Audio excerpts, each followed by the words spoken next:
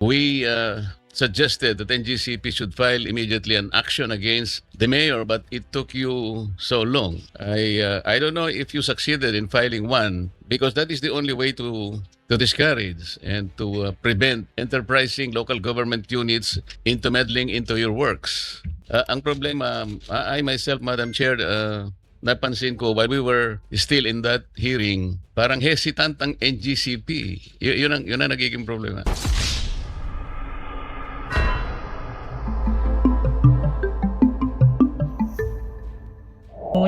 The National Grid Corporation of the Philippines thanks the Senate for the opportunity to participate in today's discussion, particularly on the challenges faced by NGCP in completing transmission projects.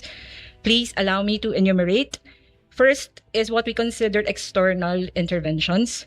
External interventions refer to actions of LGUs, community leaders, or other stakeholders that disrupt or delay transmission project activities.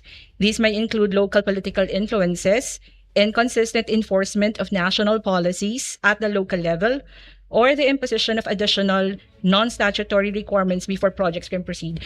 Your Honor, should you wish, I can give particular examples, but I could proceed on discussing the bullet points that we have prepared. Identifying the area, just tell me, like delayed permits, what? Yes. Just randomly list what those are. Yes, for instance, Your Honor, in Pampanga, wherein we have a stoppage, wherein we have a substation project, we were slapped with a stoppage order by the mayor, even when we have a duly issued building permit.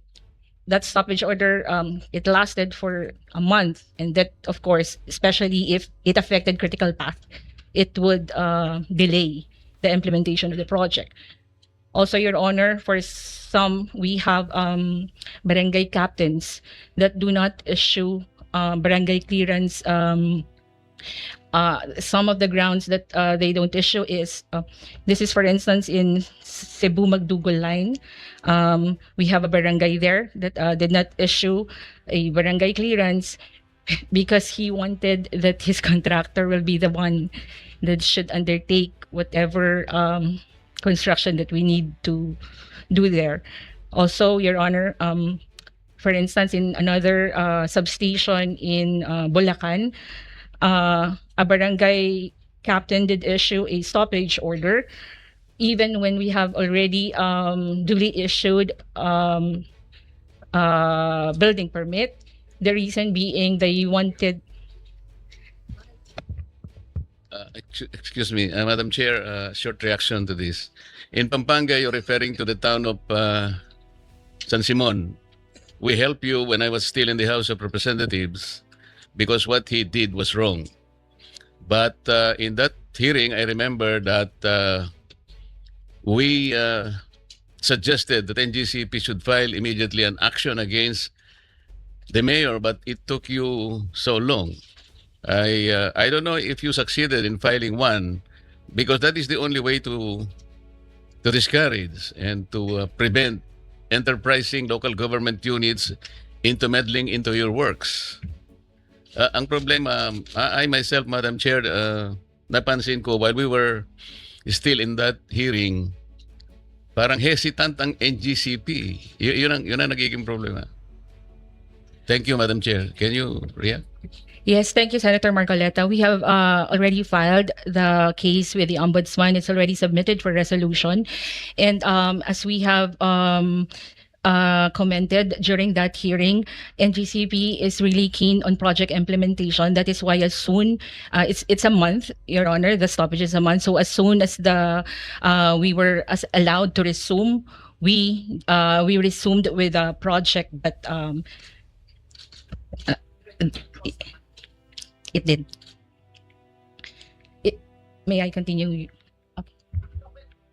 No, I was also going to ask, between DOE and NEA, if for example it involves rural electrification, what are there measures that you take to assist in this? Like, do you report to any of them and tell them this is what's going on? Because that's great that it nagkataon na may hearing sa House, may hearing sa Senate, and to the extent that we can all assist, but it's an implementation issue, no? So who helps in that sense? Kasi if we say that the goal is electrification to be efficient, and then these things happen, and any barangay captain can hold it up, my God.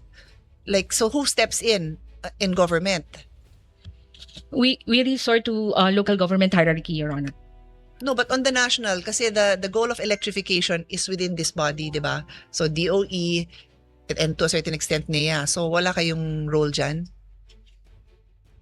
I want an answer. I want to know. You are all more experienced than I am in the energy sector, so I want to know. Madam Chair, if I may answer, based on the franchise of NGCP, they are authorized to all this expropriation.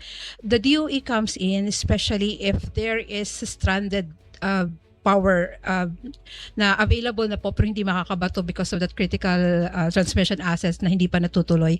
So even it is beyond our jurisdiction, we try to reach out to these LGUs and make representation na kung anong issue we have to settle and address the matter. So, but have you been involved in, like, she has a list, no? I mean, obviously you're just giving me a few examples. Do you automatically get involved? Are you automatically informed? I would think you tell them because it affects your timeline, no? So may reportorial kayo, something like that. But it's not really an SOS na please help us. You're just reporting to them na, tama ba? Do I understand correctly? Yes, Your Honor. We have the ad hoc. We do meet on a regular basis with the DOE Okay. in that ad hoc Sige. meeting So, for but transmission. by the way you're explaining it to me, both of you, it would appear that, okay, let's say you have a quarterly meeting. Okay, FYI, ito yung mga nangyari. Dito, naharang kami. Dito, hiningan kami ng ganito. Dito, hindi natuloy. It's just a reportorial thing. So, it's not an intervention that you do in pursuit of that goal. That electrification within the fastest period, in the most efficient way, right? It's not. So, that's my conclusion. And you can tell me I'm wrong, but that's how I hear it.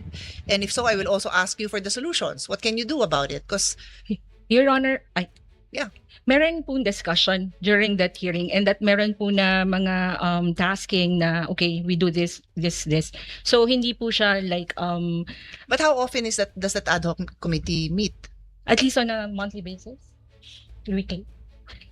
At least on a monthly basis, Your Honor. Okay, Tapos, sige. may mga things to do. And, Okay, so the next report that you'll give me is the specific issues that you encountered and how soon was it resolved, no?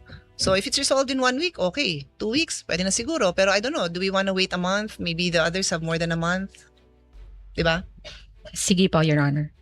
Para, kasi we're precisely looking at what prevents you from doing your job, right? Okay, so that was the external. Then you were saying other... Yes, Your Honor. Sama ko rin po sa external or security risk and community resistance occasionally arise due to misinformation about health, safety, or environmental impacts. Meron din po kasi kaming instances where there are local insurgents. And yun po.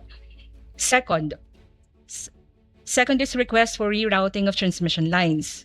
Rerouting requests are made by landowners, LGUs, or developers seeking to alter the originally determined alignment of transmission lines. These are often given by land use conflicts, planned developments, or aesthetic concerns.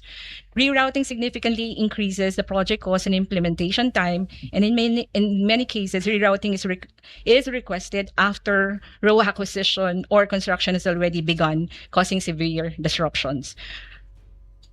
There were original clearances, so they changed their mind, or they never knew. What is it?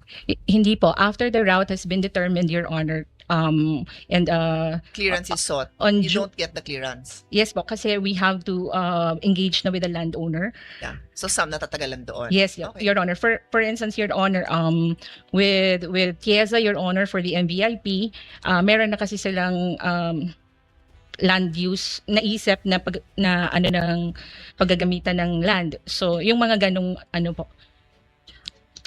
Third is row acquisition issues. Row acquisition remains one of the most persistent bottlenecks in power transmission projects. Challenges include disputes over land valuation, resistance from property owners, or lack of ownership documents. Insofar as filing of expropriation cases, The issuance of WAP, or the writ of possession by courts, is quite a challenge.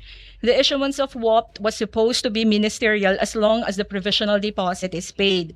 But with the 2023 Supreme Court decision in the Iloilo grain case, where the Supreme Court requires the ERC approval of projects prior to filing of expropriation cases, several WAPs that were already issued were recalled by courts. And another challenge is when courts issue TRO against NGCP when WAP is already issued. So this stretches the project's implementation timeline.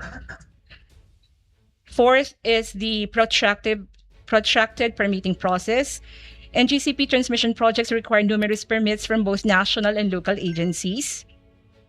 Projects can require over 20 permits and clearances from multiple agencies such as DENR, DA, NPC, LLDA, DAR, NIA, CAAP, DPWH, NCIP, and other LGUs, and each with its own processing timeline and requirements. Permitting delays can extend the project completion by several years, leading to congestion in the transmission network and deferred integration of new generation capacity. Finally, Your Honor, regulatory approvals. Transmission projects are subject to regulatory oversight by the ERC to approve CapEx, rate adjustments, and project implementation schedules. NGCP is hopeful that with the recent implementation of EBOS for CapEx application, the Supreme Court 2023 ruling in NGCP versus Iloilo Grain Complex Corporation, where NGCP was prohibited to file expropriation case for transmission projects not yet approved by the ERC, will be adequately addressed. In conclusion, addressing these challenges require a whole-of-government approach to align timelines and locations for generation development and transmission expansion. A whole-of-government approach is essential in harmonizing national and local mandates and ensuring that regulatory and administrative frameworks support, not hinder, the achievement of EPIRA's objectives. Thank you, Madam Chair.